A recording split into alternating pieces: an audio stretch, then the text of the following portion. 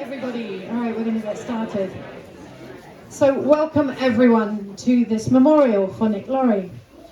For those of you that don't already know me, my name is Emma Curtis, and this is the first ceremony that I've done in 9 years without being able to tell Nick about it. Because we met each other at our funeral Celebrancy training, and somehow we became great friends. Nick was extremely good at friendship. And look how many of us are here today. Nick felt that no one at all should ever leave us without a decent and appropriate goodbye. So I'm going to do my very best to make sure that we all do that for Nick. Do we need the microphone, do you think? Or can you all hear me anyway? No microphone. Oh, yeah. Good try. All right, microphone. Right. Turn it off. So over the years, Nick and I have had many frank conversations about funerals and about what we each liked and disliked and would be content with and definitely didn't want. We all have to die. Though we'd like to deny it, life is a finite experience. Nick was more at home with that thought than many of us are. And talking about death is not morbid or ghastly, but part of appreciating life. Nick showed us all how to appreciate the life you have and to remember to have fun. But this is not a fun-a-roll. He absolutely hated that concept. A funeral is for mourning, remembering and adjusting to life as it is now. It's a goodbye, and a last goodbye always feels a bit shit. But it comes with enormous gratitude and celebration of all the memories and love that we have. So this morning we bid goodbye to Nick's body at Higham Parish Cemetery. But that was not the real Nick. He saw his body as the vessel that carried him around for 75 years. This memorial is about demonstrating that Nick is still with us, and that although death robs us of his physical being, he still has a presence. This afternoon is about pulling together pieces of Nick's story that matter to us. We each have our own memories that we treasure. Memories are more deeply engraved by their sharing. At each point that our memories entwine, they're more clearly etched, and our own memories are ignited by others. So that's what we're doing here, telling our stories as we demonstrate to ourselves that Nick's presence will endure for as long as he's remembered. And as a community, you are all keepers of Nick's memory. Eileen, Annie, Fern and Kieran would like to say thank you to all of you in the community for the things that you've brought and donated since Nick died. Thank you also for your words of consolation and your ongoing support. The family is so touched by everyone's messages, sentiments and so many flowers, because it shows what impact Nick had on everyone. And all the contributions feel like a sign of thanks and love, repaying the favour in a very small way. It's my great honour to lead this memorial as we send Nick off to wherever he's gone. Wherever that is, he'd be extremely surprised to find himself anywhere at all, as he was convinced that there is no more than this. With no hope of an afterlife, Nick resolved to make the best of this life that we have right here. He was very fond of Alan Watts' explanation of what many think of as the journey of life. And because it kind of sums up Nick's own philosophy, I'm going to read it to you. So these are Alan Watts' words. The physical universe is basically playful. There's no necessity for it whatsoever. It isn't going anywhere. That is to say, it doesn't have some destination that it ought to arrive at, but that it's best understood by analogy with music, because music as an art form is essentially playful. We say you play the piano, you don't work the piano. Why? Music differs from, say, travel. When you travel, you're trying to get somewhere. One doesn't make the end of a composition the point of the composition. If that was so, the best conductors would be those who played fastest. And there would be composers who wrote only finales. People would go to a concert just to hear one crashing chord because that's the end. The same. Ooh. Hello. The same with dancing. You don't aim at a particular spot in the room. That's where you should arrive. The whole point of dancing is the dance. But we don't see that as something brought by our education into everyday conduct. We've got a system of schooling which gives a completely different impression. It's all graded. And what we do is we put the child into the corridor of this great system.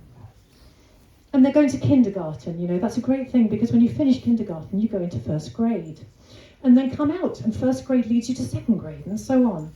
And then you get out of grade school, you go to high school, and then it's revving up, and the thing is coming. And then you're going to go to college, by Jove, then you get into graduate school. And when you're through the graduate school, you go out and join the world. And then you get into some racket where you're selling insurance, and they've got that quota to meet, and you're going to make that, and all the time the thing is coming. It's coming, that great thing, the success that you're working for.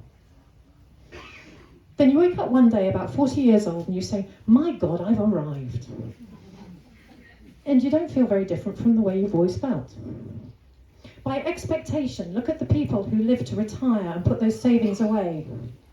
And then when they're at 65, they don't have any energy left. They're more or less impotent, and they go and rot in an old people's senior citizens community.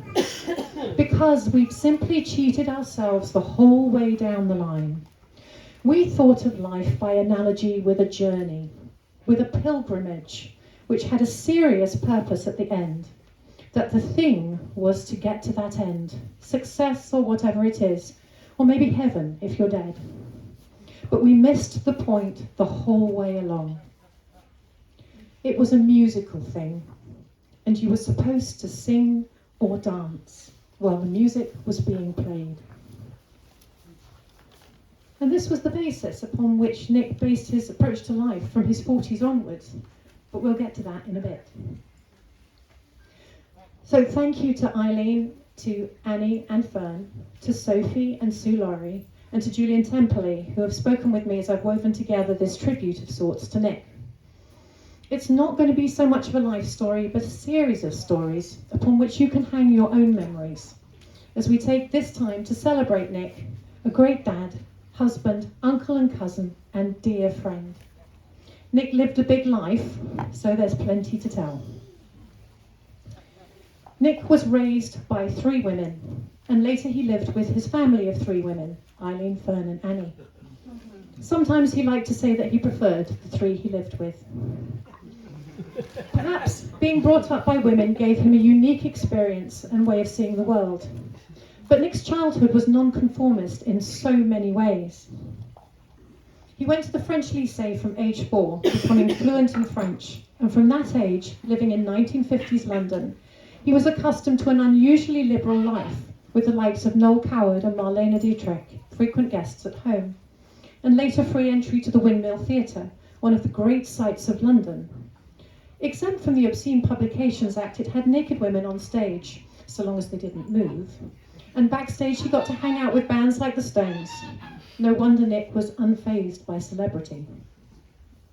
At 13, Nick was sent to Abbotsholme School where he met Julian Templey. Julian described Abbotsholme as a rather laissez-faire, single-sex, Quaker-type school of just 212 pupils deep in the Derbyshire countryside. Nick was very bright, and likely the curriculum bored him. He didn't indulge in sports, as that had never been part of the life he came from at home. He came from a world of words.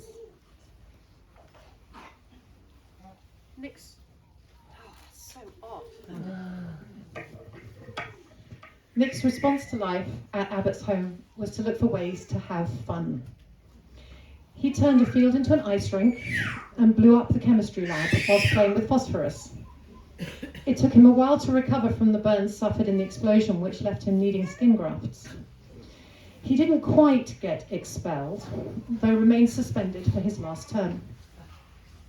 Julian has said of their 60-year friendship that it was forged as similar to the direct result of 5 years in prison together in a God-forsaken place. He also said that trying to chat up the local girls in their school-issue short trousers and open-neck shirts at 18 was fairly character-building.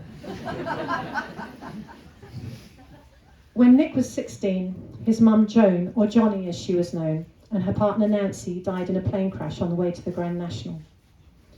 Passenger interference was not ruled out. Nick always told me that their large picnic hamper had shifted and caused the crash. Was this a comment on their lifestyle or on the ease and absurdity with which we can lose those we love? I never asked. After Johnny and Nancy died, Nick went to live with his Uncle Dick and Aunt Sue, together with their 3 small children, cousin Sophie, then aged 5, and her brothers Tom and Dan. Nick was installed in the basement of their house in Putney, a room that was generally filled with smoke and music while he was there during the school holidays. They loved having him around, especially the children, as he would make them laugh and played with them endlessly. Nick was also left with a brother, Nancy's son Tom. They were very fond of each other, and later Tom came to Somerset from London to be near Nick. You always wanted Tom on your quiz team. Back in London and needing jobs, Julian and Nick went to work at Harrods. Nick was a packer and as such got 10 pence more than Julian, who was a seller. Working there up to Christmas was a relatively common entertainment when otherwise they were rather a loss what to do.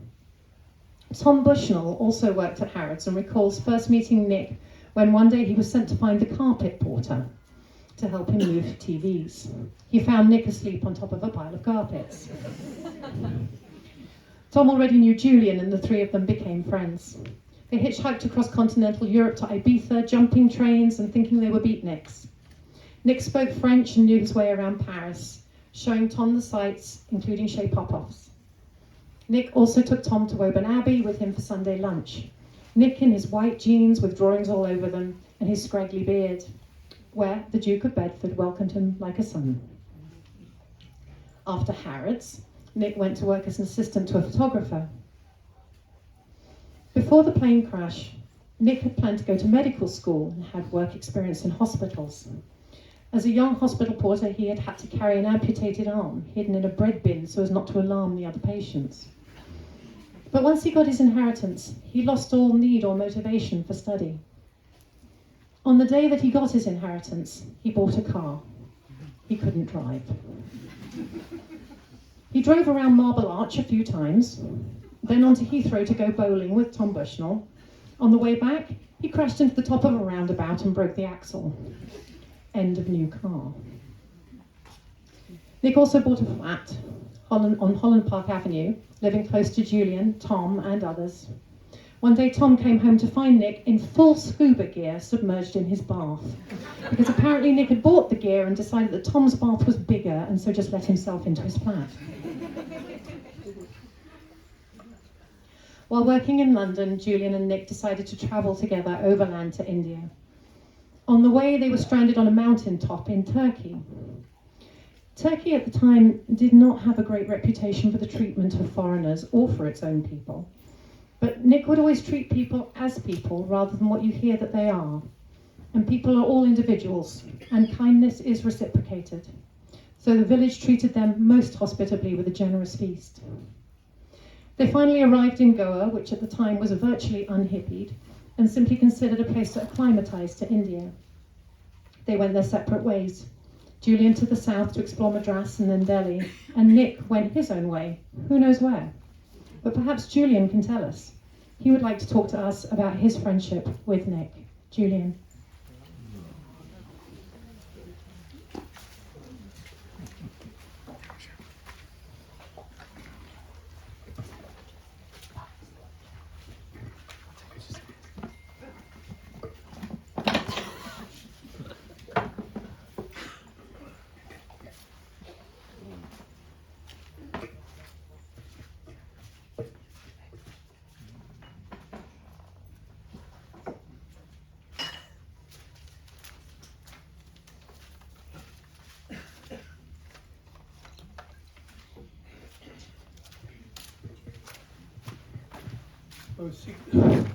Well, 60 years ago, I came across Werner Laurie.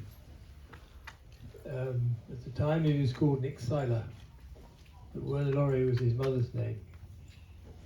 We ended up at a school, a single-sex school of Quaker leanings to the Quaker religion in Derbyshire. We wore, as you have heard from Emma, short trousers, brogue shoes, long socks, open shirts, jackets in the winter, and that carried on until we left. And you left school in those days between 17 and 18. So as she says, prancing around the local villages, trying to chat up young ladies with short trousers at 18 years old is a pretty appalling prospect. But that was that, and that's what we had to do. The idea of wearing long trousers, it was not for us. Anyway, in Nick's case, he became a good friend. It wasn't entirely unrelated to the fact that he had the ability to invite you to the windmill to see naked ladies in Soho, which is always an attractive sort of thing. And as a single-sex school for 18-year-old fellows, it was a considerably more of attraction than, say, being buggered on a Derbyshire, windy Derbyshire hillside. So that basically was what was offered. So the idea of naked ladies being offered by your friend kept you sane in those hard evenings of Derbyshire. In those days in the local village, they didn't even have lavatories in the houses. Everybody had outside lavatories. That was how they built houses in those days. And anyway, the windmill was essentially quite boring when it actually happened. But it was a wonderful thought. But one of Nick's mothers was a lady called Sheila Van Dam, who owned the windmill. So Nick was quite well related when it came to interesting, very different from a Quaker upbringing. Once a year, the school made a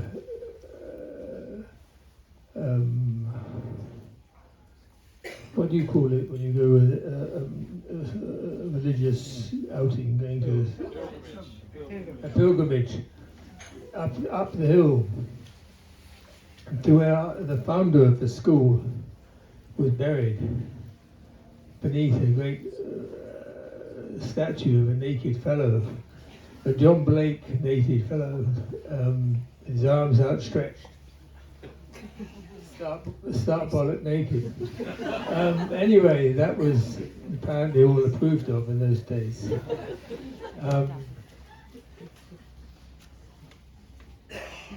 In due course, we left the school and went our own ways. I met up with Nick again in London, where a whole group of us shared various adjoining flats and saw all sorts of things. And eventually I left London and came down to Somerset. My family had always come from this part of the world, and we are locally the same family as the Bradfords of the horrible little blue, yellow lorries that you see driving around. And Nick came down about 3 years later and bought a house in Lowham, where he did geese and goats and other things that people used to do in those days. But Somerset has been, in some ways you could say we were refugees from London.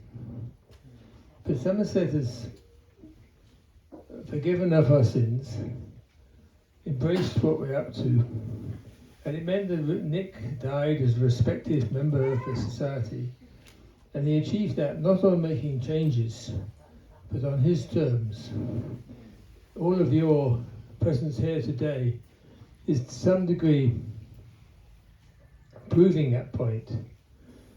He was a man who Sean Drungool said to me a couple of weeks ago was a man without enemies. And I think very few of you will be able to put your hand and say that he has no enemies.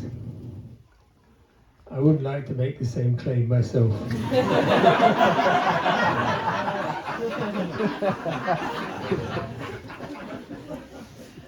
Anyway, Somerset was a very forgiving place, very tolerant place. We are relatively unique that we have as a society no aristocracy,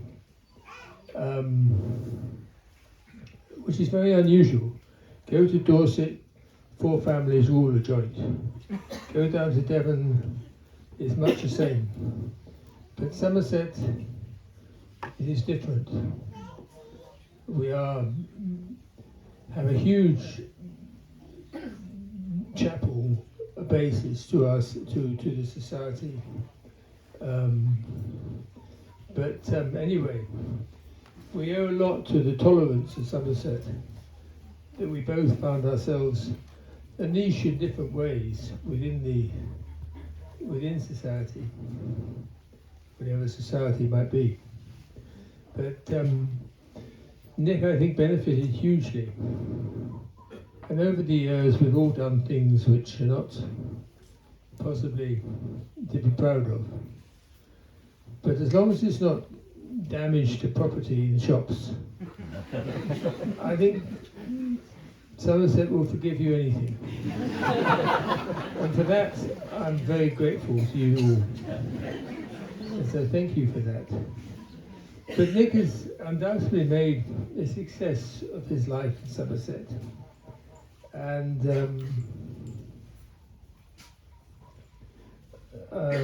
this success is hugely due to Eileen.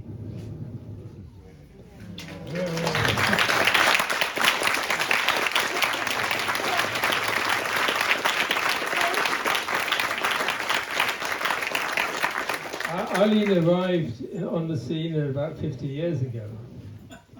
Allegedly, she got stuck in a car in the floods outside Mucheney. In those days, floods were a great joy. They went all over the place. They really went in houses. You drove around exploring, and at the end of your exploring, you got stuck. Normally, you could leave the car half an hour and the distributor dried out. Nowadays, cars are more complicated. But anyway, they were somewhere around about Mucheney, visiting a friend that was then called Fiona, that lived in a place called Chasewater, and they came to a stop. But it would have been what they expected after days going very close to getting stopped. Anyway, their friend with them went off and got help. When she came back, they had met each other, discussed the world. Possibly that's as far as I should go. But 5 months later, there was a wedding. I got thumped at the wedding by one of Eileen's Australian relations. Her relation had sent her a telegram wishing them all of the things that you wish to somebody who's just got married. And I think he was called Jeff, but I pronounce it Goff. Anyway, this lady was a very big sheep-shearing lady and took exception about me mispronouncing her father's name. But otherwise, Eileen's idea of a little bit of colonial values, New Zealand settlers' values, have married really well to Somerset. And it's absolutely certain that without that rock that was Eileen, we wouldn't be all here today. So I think that Arlene should be very proud, because if Emma is right and Nick's life lives on in our memory of Nick, the memory that you have of Nick is hugely down to the creation of Werner Laurie.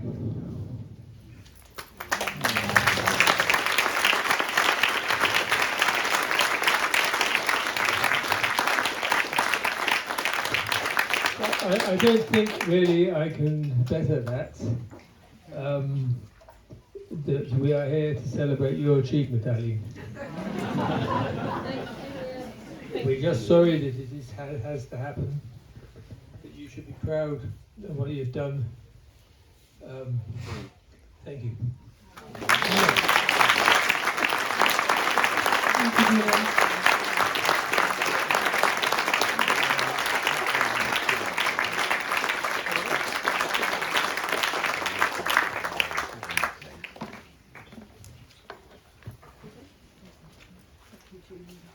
Nick's family have asked me to say that they've always felt that Julian's relationship with Nick was more that of a brother than a friend. So it made sense that Nick would follow him here to Somerset. Nick was more than a touch of hippie, and the guise of Somerset entrepreneur suited him really very well.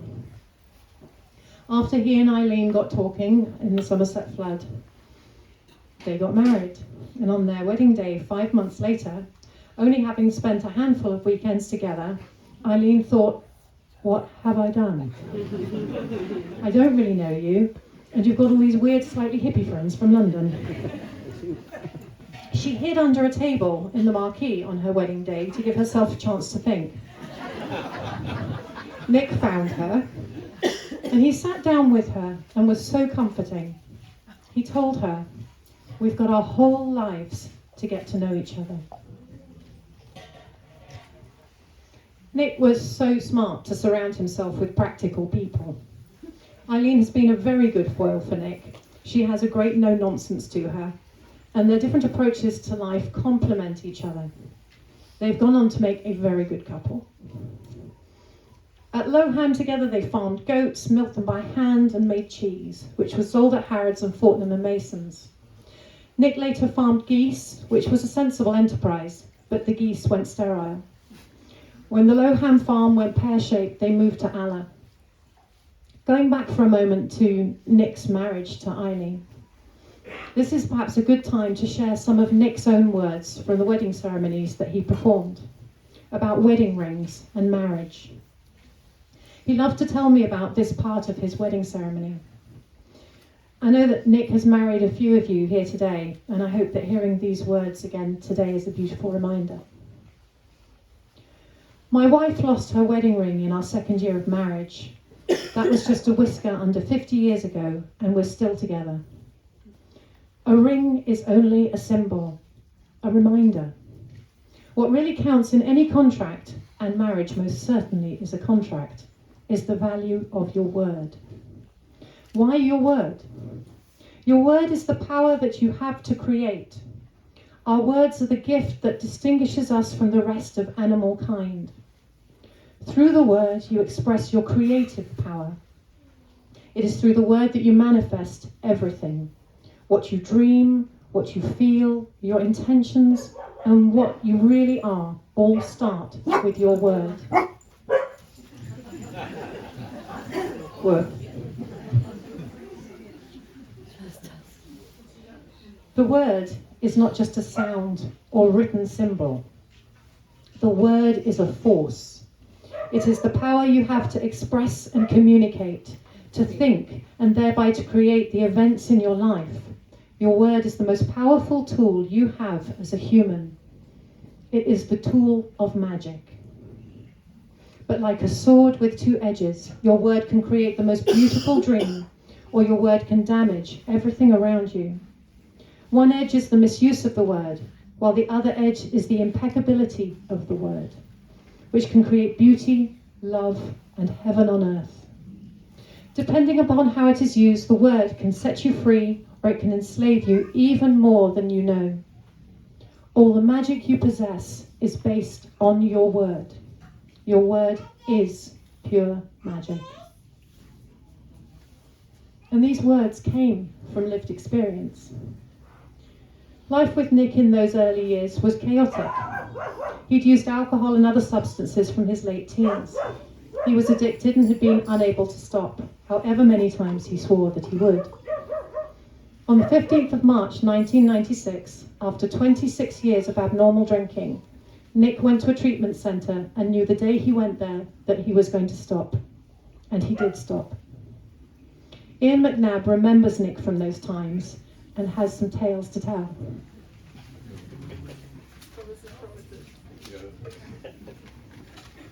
Hi. I've known glasses. I've known Nick since the drinking days. Many adventures then. Is it not working? Closer to your mouth. Closer to your mouth. Right. Did you get that first bit? I remember noting to the incubator, housed in the garage, before this splendid house here was built, to find a bottle of wine hidden in there. Emerging sometime later, covered in scrambled egg, having both fallen flat on our faces, we headed back to the derelict bungalow that was then here. Shortly after this, Nick became boring. He gave up drinking. So for a while, we didn't see much of each other, until I decided he was not boring and had something that I too wanted. After several attempts, Nick helped me get to meetings. I then attended a centre in Wells run by a wonderful woman who had helped many people with their issues, including Nick. More recently, Nick and I have worked together on an old boat on the River Parrett, him having great entertainment for the passengers and me. Bottles and scrambled egg are quite funny to look back on, but Nick and I have become much greater friends sober.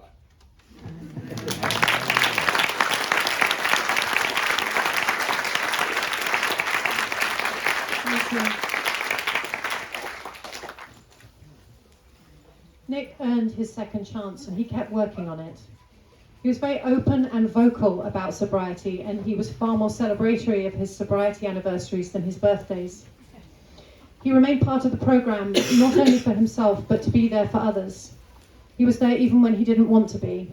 He's been a great inspiration to many people. Annie and Fern were 9 when Nick stopped drinking. He had been 41 when they were born, and it was like he had a whole life before they arrived. Nick and Eileen had been married for 15 years, and during this time had been seeking help from the infertility clinic in Bristol with no luck. Having decided they were happy with their life together without children, Eileen became pregnant. Nick was delighted at the thought of a baby, and even more so when, just a few weeks before the birth, they found out they were expecting twins. Annie and Fern barely remember the drinking days, apart from the occasional time he forgot to pick them up from school, but that was a hiccup. Nick was a great dad, and I'll leave it to Annie to tell you more about just how great he was.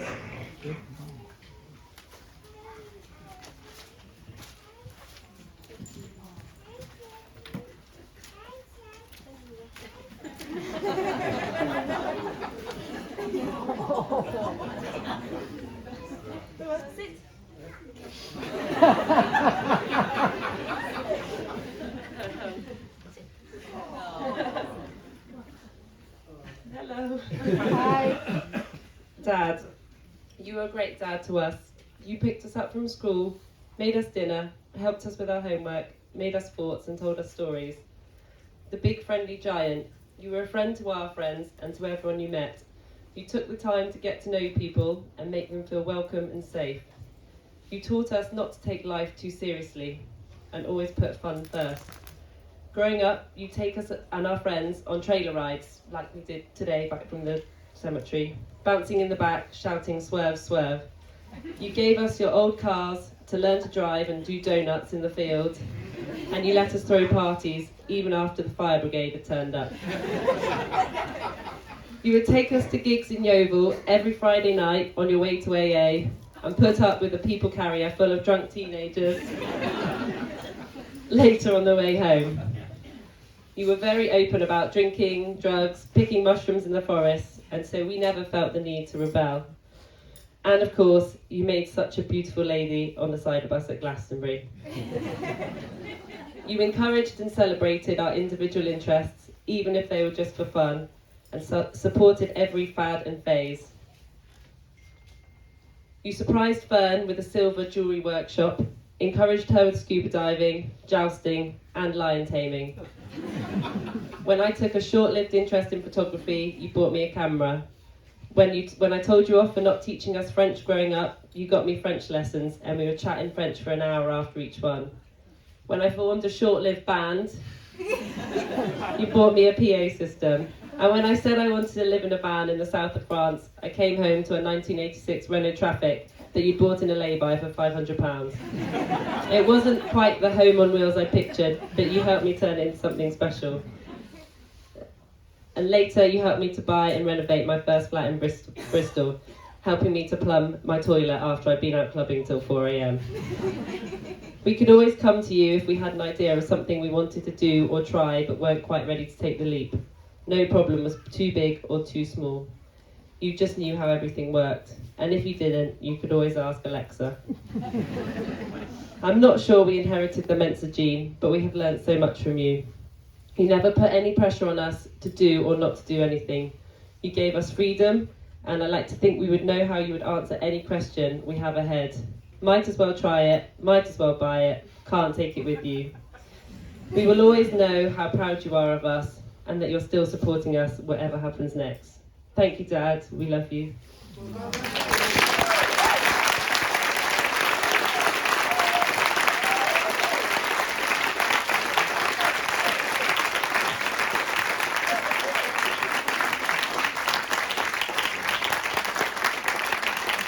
Thank you, Annie and Ben. Nick's girls have nothing but great memories. He was a great mate and the cool dad that perhaps every teenager wishes they'd had. When Nick's much-loved cousin Sophie and her husband Ben moved from London to Shepton Mallet Way and were then supplemented by Sam, Amelia and Jacob, they brought a real sense of family into Nick's life, and it was wonderful to see Nick with them. Ben and Nick built a strong relationship of their own based around their shared sense of humour, documented in many silly and generally quite non-PC Facebook posts. They also spent much time discussing the merits and demerits of various old tractors and Nick's many car purchases, as well as the potential that could be wrung out of the different firearms that they both owned. Nick described Ben as one of my favourite people in the entire world. The Laurie and Ellen children grew up as cousins together. Sophie remembers Nick's joy in Fern and Annie's achievements, which was always evident and reported with great pride. Nick always had a project on the go and wanted to learn new skills. He built this house and the straw bale units. He had renovated Longstone Lodge at Alla and built an extension on Rossley College in High Ham. When the Lauries moved here, it was Bowden's bungalow, but they didn't love it. It was tiny and broken down, although it was fun to have a mobile home to play in. In 2001, Nick and Eileen together designed the new house here, and Nick planned the build. The first gadget in the house is the built-in Hoover, but it got blocked with pine needles the first Christmas that they lived here. There are very few people as up on modern tech as Nick. Rob Hobhouse lives next door and perhaps knows all of Nick's hobbies and gadgets better than most, so I'm going to let him tell you about them. Rob.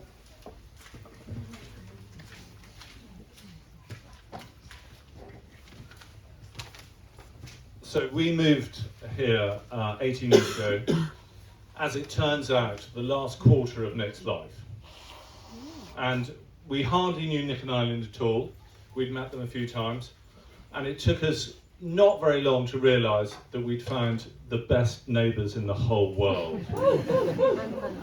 And as a neighbour, I knew Nick extremely well for that time. We watched his children grow up, and he watched our children grow up. They called him Nick Door. That's what they thought his name was. And as has been mentioned, they also thought he was the epitome of the BFG. So having Nick there meant constant source of help and amusement. For a very long time, we would do the dog fence together, which was one of the worst jobs in the history of the world. Doing the dog fence meant trying to find where the bloody thing had broken. And it meant going round every single scrap of this land and ours to try and find a microscopic hole in this stupid thing. Anyway, the great thing is it didn't stop the dogs running away at all. The dogs were much cleverer than Nick and I and would find ways of getting out the whole time. So what we would have from next door is various noises and sights and sounds of Nick enjoying his life to the full. There would be the happy sound of him mowing and the less happy sound of the mower breaking. There would be shooting, which was a very short but very intense passion of his, and that went on for a while, very noisily. I would be forever going to beg for things off Nick, and at no point did he ever tell me, which he should have done, you know, bugger off. He instead would come and help with whatever it is, whatever strange requirement I had. And that's why I was one of the very first people to see his 3D printer and get to play on the things he'd made with it. I painted his tractor, I did paintings of his tractor. We shared books, and he never got through all the pile of books I brought him. And for me, my Nick is either in the office, so knocking on the door, and there he'd be, or coming to the door, filling the whole doorway, wearing his moleskins and a very dodgy tank top, and with his face always ready to listen, ready to take part, and amused by everything, and a mischievous glint to his eye. His face was alive with good humour and curiosity, and he always had time for you. As a result, we slightly abused his hospitality.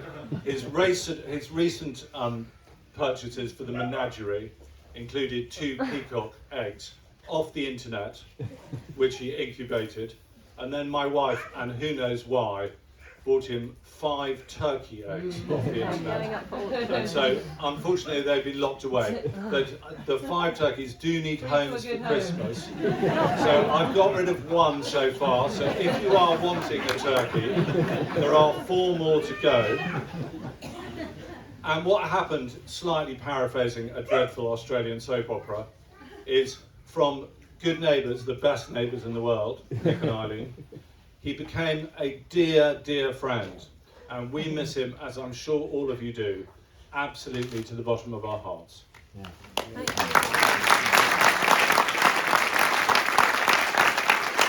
Thank you, Rob. Nick was always an early adopter of anything Apple, plus there were robots, 3D pens, drones, his 3D printer, laser cutter, and even his mild obsession with the magic of moldable Subaru.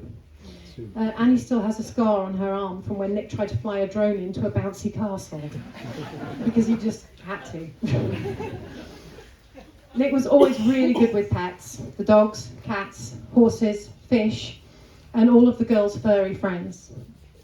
Nick secretly loved the animals, and it is a consolation that Elvis the cat was with him when he died. We can't talk about Nick's favourite things without Glastonbury Festival. A huge part of Nick's life for 50 years was going to Glastonbury Festival with Julian. At first they sold cider in gallons only, but then they were able to sell pints and made themselves more pretty. And 30 years ago they got the buses and have over the years become an institution. It's been fun. That was the part of the year Nick and Julian spent most time together, and as the years passed their families joined them. Annie and Fern have been to Glastonbury Festival since they were babies and remember rolling Henry around the fields. Lots of people knew Nick through Glastonbury, who wouldn't know him otherwise. At Glastonbury Festival in 2018, I think it was, a couple came to the bar who'd just got engaged in front of the pyramid stage. And I said, "We've got a wedding celebrant here, he can marry you." And I went and got Nick, and a year later he married them in a wedding where he got to wear his top hat, and if I remember rightly, it featured large inflatable flamingos. Nick held an important role at the farm. He had a way of dealing with the worst of the admin and all the health and safety stuff. And through his work for the farm, families came together with a common purpose. A few years ago, he was worried that he couldn't do the festival anymore, but he kept going because it was so important to him. Nick also very much enjoyed being an angel investor, investing in people that he cared about. I remember that he invested in Happy Days, the musical. I'm not sure how that turned out. But with Mary Temperley's business, Make, he put his money somewhere where it actually really worked. Part of embracing the experience of life is to keep learning. Recently, Nick completed his advanced motorist qualification, which was really hard to do during lockdown as he had to get out on the road to complete the required mileage. As a celebrant, Nick really found something that used his talents as a wordsmith and a people person, yet he kept honing his skills. He not only encouraged me with continuing professional development trainings that I offer, but he actually attended all of them and was a valued and loved member of our celebrant community. Like so many others here, Nick's support has meant the world. I'm so glad that he agreed to present on the Ceremony Matters conference this year about creating funeral services for outcasts, which is something he knew a lot about. It was pure Nick, self-deprecating, witty, honest and wise, so very wise. He really was a bloody good celebrant. Speaking in July about his alcoholism as he presented about funerals for outcasts, Nick said, "Did I come out wiser? Better for having been through that experience? I'm not sure if it's for me to say, but I think I did. I think the depth that I experienced during drinking, the behaviour that I had to look back on and acknowledge and come to terms with, the behaviour didn't make me a better person, but the need to look at it did. And recovery, whether you do it by yourself, through a treatment centre or with an organisation like Alcoholics Anonymous, recovery is a life experience in itself that is guaranteed to make you less judgmental about how people behave, largely because you've been there yourself. Do I recommend it for everyone? Can't say that I do, but feel free to ponder that one. That was a long time ago, but I like to think that I have very much brought that to my celebrancy." But then he only got into celebrancy because Lisa and Bill Bradshaw thought that he looked great as a fancy dress vicar. They asked him to be the celebrant for their wedding. Lisa and Bill, wherever you are, thank you. Thank you. Being a celebrant gave Nick a formal role and one that he hugely enjoyed. He was liked and respected by his colleagues, and there have been so many messages of sadness and appreciation through the celebrant community over the last few weeks. Nick loved all of the weddings that he celebrated, and he believed in the value of a good funeral. He said, "I firmly believe that every human being deserves some acknowledgement and a waving off. My preference is to avoid religion because I'm essentially a humanist." Speaking about funerals for outcasts and addressing the question as to why he would use the full service time for a tramp found in a ditch who had no one, he answered, "Who am I doing it for? I'm doing it for society. And even more importantly, I'm doing it for the next tramp. I would like that guy traipsing down the road with a stick and a handkerchief over his shoulder, wondering where he's going to sleep that night. I would like him to know that, if it's his last night on earth, if I get the chance, he will get a decent goodbye. Although he's probably never going to know that's what I'm thinking, and that's why I'm doing it." Nick was a one-off. He cared enormously about people, and I think whilst being a business, being a celebrant was also another way of looking after us all. He's had quite the portfolio career. Nick was so good at so many things. He would always help. He would find a way to make things work or make things better for any of us. That's what so many of us knew of him, whether calling for help with a computer or arranging a ceremony. He was a companion for a time, and a good one. When I think back on my time in his company, I can't think of a moment that I wasn't happier for it. That's an extraordinary thing. He did a lot for people, very quietly. Being there was a service in itself. Most people would not have survived what Nick went through, but with humour, persistence and the willingness always to learn, he's been incredibly resilient, good-natured and fun to be with, able to let trouble slip away like water off a duck's back. As we learn to cope without him being here over the coming weeks, months and even years, we have to remind ourselves to be a bit more Nick Laurie from time to time. You've heard our stories of Nick. I'd like to invite Nick's godson, Henry Templey, to introduce a video tribute. Thank you. I wanted to make a little film to celebrate Nick, but because he's not here, I can only get one screen to work. So if anyone over here can kind of shift over there a little bit. Watch the fingers. Thank you, Henry.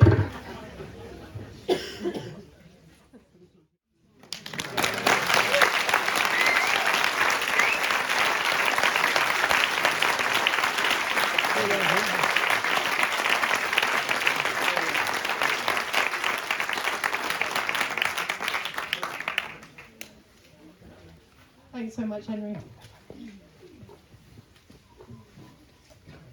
When Ben Ireland died 3 years ago, Nick was devastated. And I'd like to read to you Nick's cousin Sophie's words about the support that Nick offered to her at that time, because it says so much about him. Sophie writes, "When Ben died suddenly just 3 years ago, Nick was one of the first people on the scene to offer his support. And he came back every other day for the next 6 months.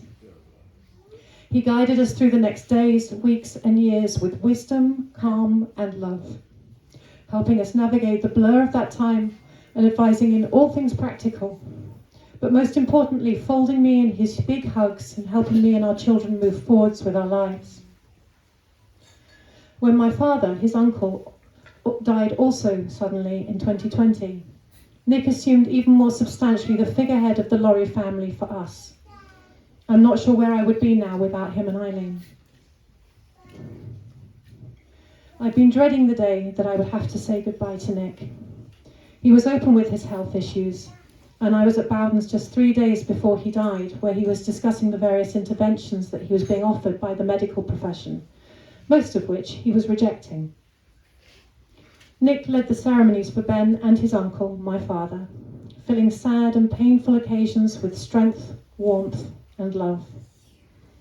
He may not be able to be present in person in the future, either at the passing of other family members or at the many more happy occasions that we share as a family, but he will always be here in our hearts. We miss our men left too soon. I'm sure there is a place where their energies can mingle. Nick, Ben, and my dad will be laughing together and caring for us forever. Thank you, Sophie.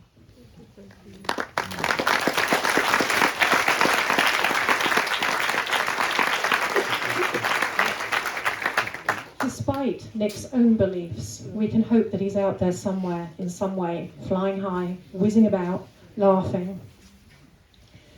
We're all going to miss Nick. Our lives have been enriched by his presence, but he will be missed most deeply by his family.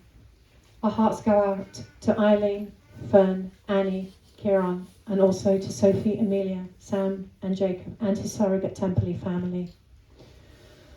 I will say to you all what Nick has said before.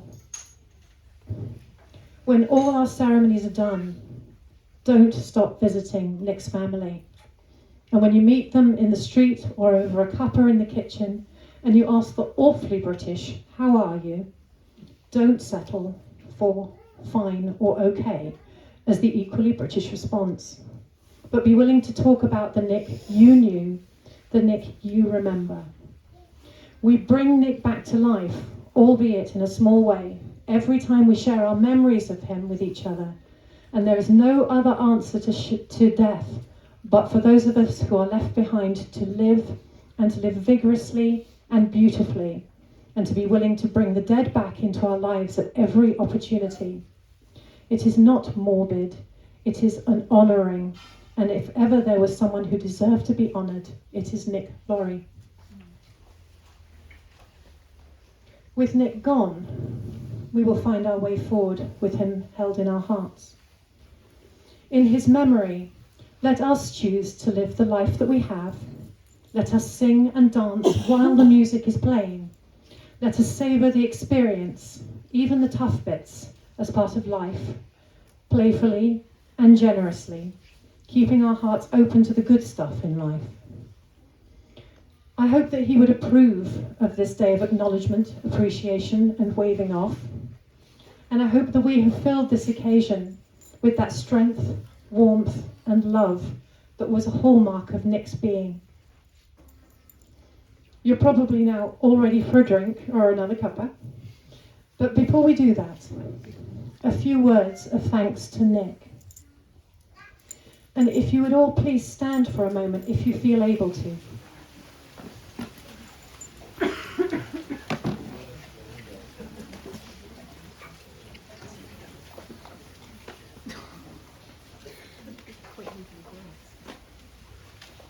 Nick, we are so grateful for you being you. We love you and we miss you greatly. And everyone all together after me, please. Goodbye, Nick, and thank you. Goodbye, Nick, and thank you. And now, hopefully you can all get something to eat. What an ending!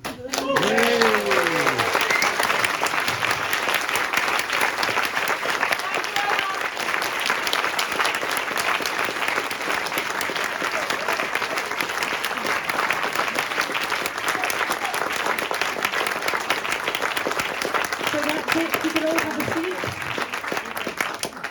So, where is the apple tree branches? Oh, right, sorry. Okay.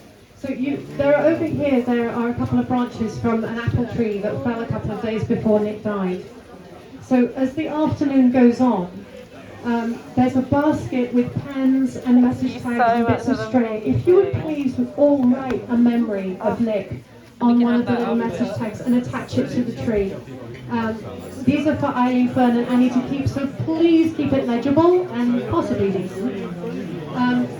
But as we've delayed gratification enough for now, there's hog roast, something for the veggies, and enjoy some food, share some stories, write some messages, and hopefully the music we've got is from Nick's playlist, so enjoy your afternoon. If you didn't give your name to someone as you came in, please find someone on that list and give your name so that we know that you were here. Thank you so much. You